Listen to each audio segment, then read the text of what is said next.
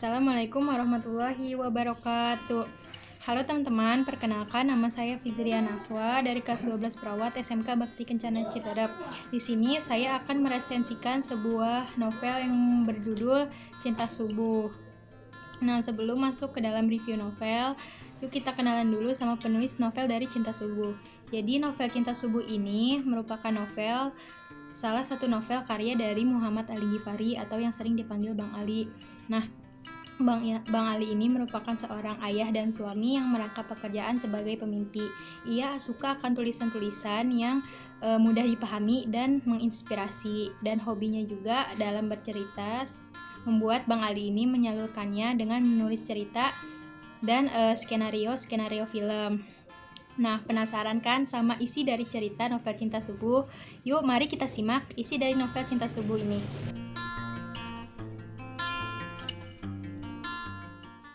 Nah, jadi teman-teman, novel Cinta Subuh ini menceritakan tentang dua sisi kehidupan manusia yang digambarkan oleh sosok Ratih dan Angga. Ratih dan Angga ini adalah dua manusia yang ingin baik di mata Tuhannya, namun tetap ingin merasakan kenikmatan duniawi, yaitu pacaran. Nah, menariknya di novel ini kalian nanti akan diperkenalkan dengan sosok Ratih. Ratih ini adalah perempuan yang lahir dari keluarga yang sangat mengedepankan tatanan ajaran agamanya, yaitu agama Islam, sehingga Ratih mempunyai prinsip yang kuat untuk membatasi hubungannya dengan lawan jenis. Sampai pada akhirnya pertemuan Ratih dan Angga di salah satu masjid. Saat itu Ratih hendak menuju masjid. Ia sudah berkejaran dengan waktu untuk melaksanakan sholat.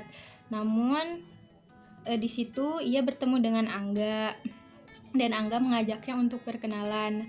Angga berpikir ini adalah pertanda baik karena mengingat pertemuan mereka adalah di masjid, dan Angga yakin bahwa Ratih ini adalah jodohnya.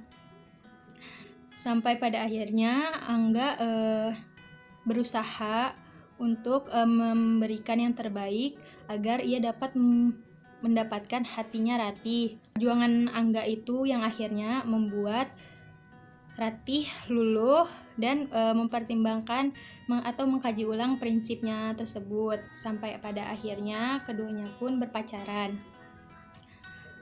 Namun tetap mereka menjalin hubungan pacaran dilandasi dengan perjanjian yang sudah mereka berdua sepakati.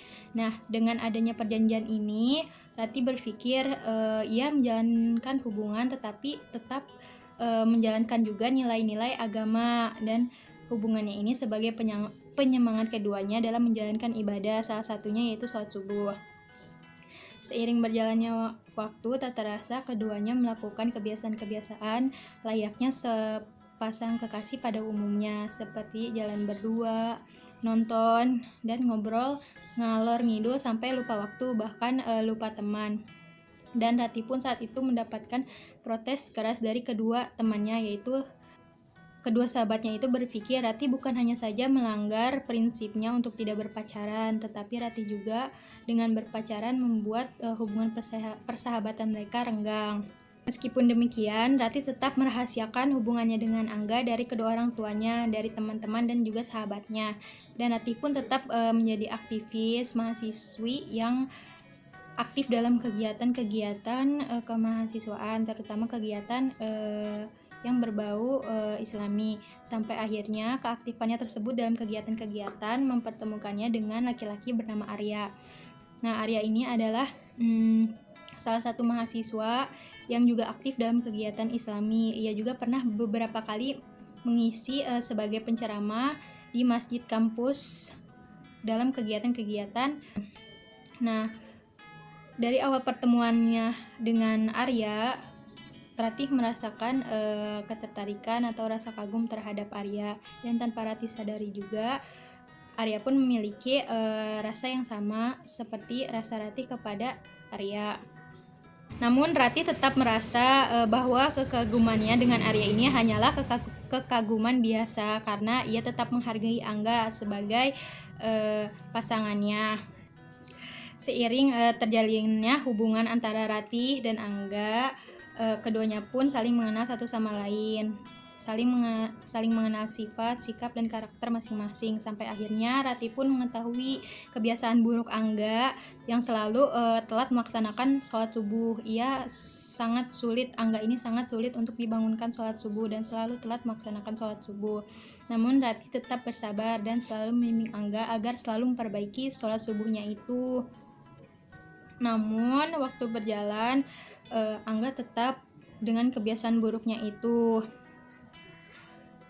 Rati yang mengetahui itu pun merasa lelah dengan sikap Angga. Sampai akhirnya Rati mengambil keputusan untuk memutuskan hubungannya dengan Angga. Ia berpikir apa yang sudah ia lakukan selama ini, menjalin hubungan dengan lawan jenis, berpacaran dan tidak sampai tahap serius adalah suatu kesalahan yang besar dan dilarang dalam agamanya. Dan Rati juga lelah dengan segala kebiasaan buruk Angga, terutama yang selalu telat melaksanakan sholat subuh. Rati berkata pada Angga, bagaimana Angga bisa menjadi imam rumah tangga jika Angga tidak bisa mengimami dirinya sendiri. Rati mengambil keputusan untuk memutuskan Angga ini sebagai ketegasan kepada Angga sang pujaan hatinya agar Angga ini mau merubah sikapnya dan siap untuk menjadi imam untuknya kelak. Namun setelah memutuskan hubungannya dengan Angga, bohong jika Rati tidak merasakan kehilangan. Bohong jika Rati merasa bahwa memutuskan hubungannya dengan Angga adalah hal yang menyenangkan. Nyatanya, Rati pun merasakan kesedihan setelah ia memutuskan hubungannya dengan Angga. Namun setelah Rati berpikir kembali, mungkin ini memang jalan yang Allah berikan sebagai cara untuk memperbaiki diri masing-masing antara Angga dan Rati. Nah, jadi itu teman-teman isi cerita dari novel Cinta Subuh. Selanjutnya, hikmah yang dapat diambil dari kisah ini adalah novel Cinta Subuh ini sangat syarat akan makna yang mendalam. Salah satunya yaitu adalah bagaimana kita sebagai remaja yang hidup dalam kehidupan modern ini dapat tetap menjaga norma-norma agama sebagai pelindung kita umat muslim, dan terutama untuk para laki-laki agar bisa menyiapkan diri sebagai calon imam untuk keluarganya nanti. Nah, dimulai dari menjadi imam bagi diri sendiri. Dan tentunya ibadah sholat subuh ini juga meskipun berat namun ternyata banyak manfaatnya.